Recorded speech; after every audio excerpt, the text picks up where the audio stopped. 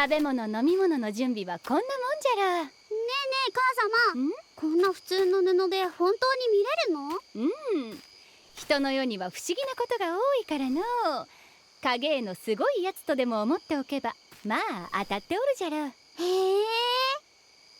これから見るのって母様が父様と知り合った時のお話だっけ？じゃが正確に言えばあれがわっちに一目惚れした時の話じゃがの。こらこら、勝手なことを言うな。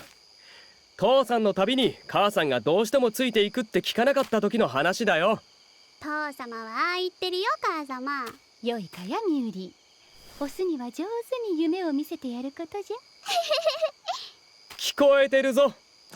お、映ったか？うわー、すごいすごい。村に来てた珍品を扱う商人から借りたんだが、動いてよかったな。これはどのくらいの長さなんじゃ？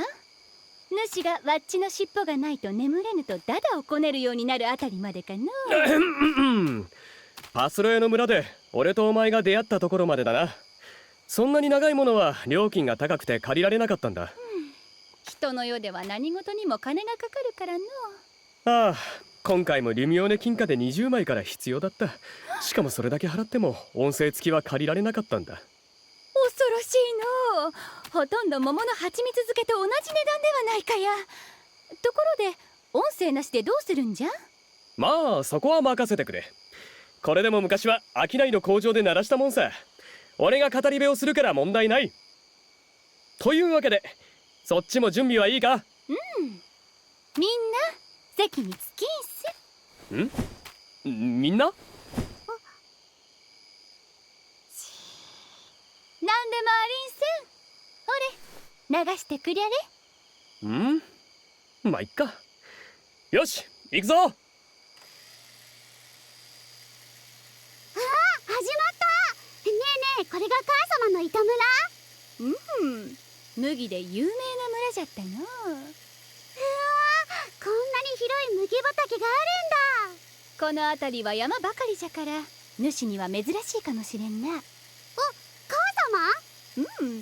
古い時代の記憶じゃな。わっちゃこの村で麦の豊作を司っておったんじゃ。村で神様をやってたんだよね。ちょっと信じられないけど。どういう意味じゃ？だってとはいえ神などと呼ばれてはおったがの。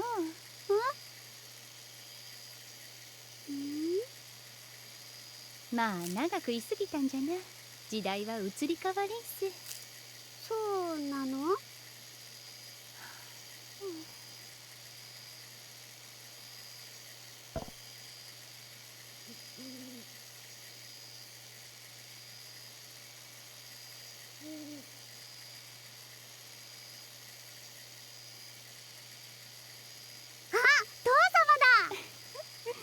これはパスロエに向かう時の絵だな。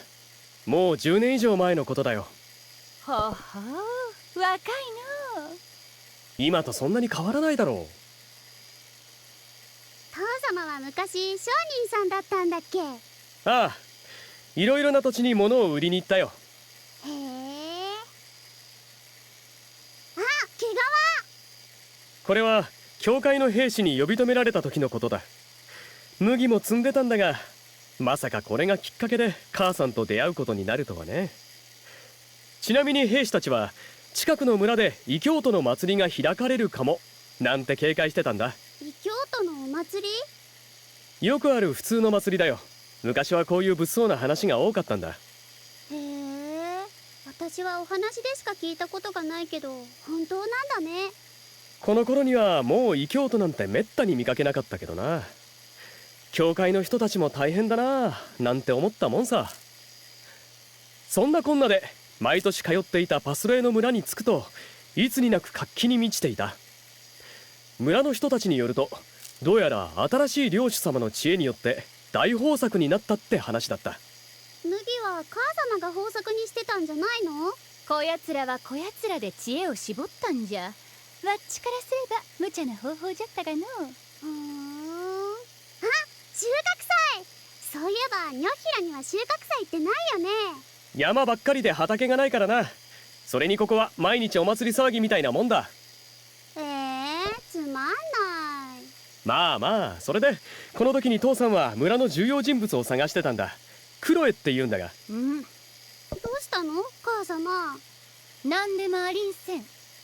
クロエは村の交渉役を務める古い知り合いでね、久しぶりに話したかったんだが、居場所を尋ねると村人がこう言った。今年はクロエがホロになるでしょうね。ホロだって母様の名前だよ。分かっておる。懐かしいような、なんだか腹がムズムズするような感じじゃな。畑に向かうと収穫も佳境だった。働くクロエはすぐに見つかった。あ、クロエって女の人？それで母様は不機嫌なんだ。そこに村人が言う。ホロが逃げないように注意しろ。母様が逃げないように？これがこの村の祭りでのわっちがこの村の麦畑から逃げぬようにと最後の麦を手にしたものをわっちに見立てて捕まえるんじゃ。そうやって来年もわっちに村にいてもらうという感じじゃな。どこの村にもよくある言い伝えだと思ってたんだけどな。とにかく今年のホロとなったクロエは惜しく遠吠えをしてみせた。下手な遠吠えじゃったの。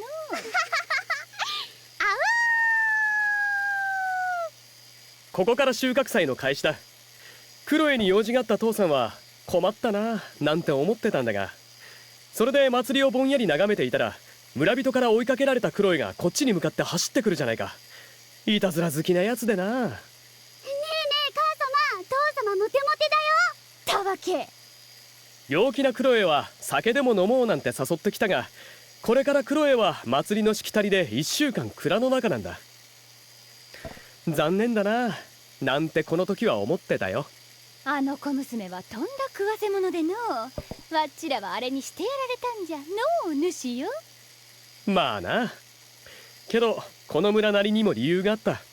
それにおかげで未練なく村を後にすることができた。違うか？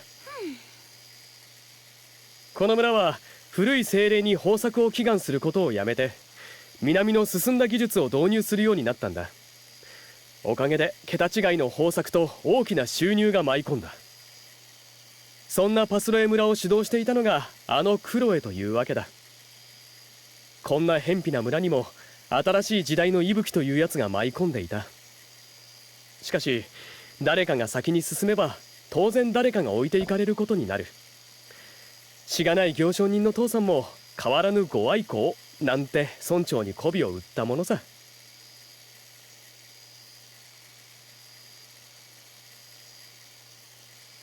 ほれミューリー、あれはこの通りこの村に来るときはいつも独り身でのまったくわっちが相手をしてやらねばどうなることかと思っていいんす。これからこの村は発展していくとしてもよそ者の父さんは蚊帳の外、流れ者の辛いところさ。ね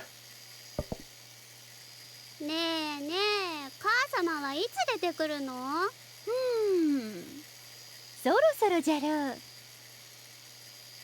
この日の夜は満月が輝くことさら静かな夜だったんだ。せっかく毛皮があるんだし、それで暖を取って寝るかなんて荷馬車の覆いを剥がした時のことだった。なんと荷物の中に潜り込んでいるやつがいるじゃないか。びっくりしたよ。父様なのにちょっとかっこいい。父様なのにってどういう意味だ？あれ母様なのになんか美人さん？たわけわっちゃいつも美人じゃ。まあ確かに美しい娘と思ったのは事実だが、突然のことで訳がわからなかったよ。父様ものすごく警戒してるけど一目惚れって言ってなかった？メスに慣れておらぬたわけじゃからの照れておるんじゃ。荷馬車にいきなり知らない娘が潜り込んでたら驚くのが普通だろう。しかも類まれなる美貌な持ち主じゃからの。はいはい、類まれなる耳と尻尾の持ち主な。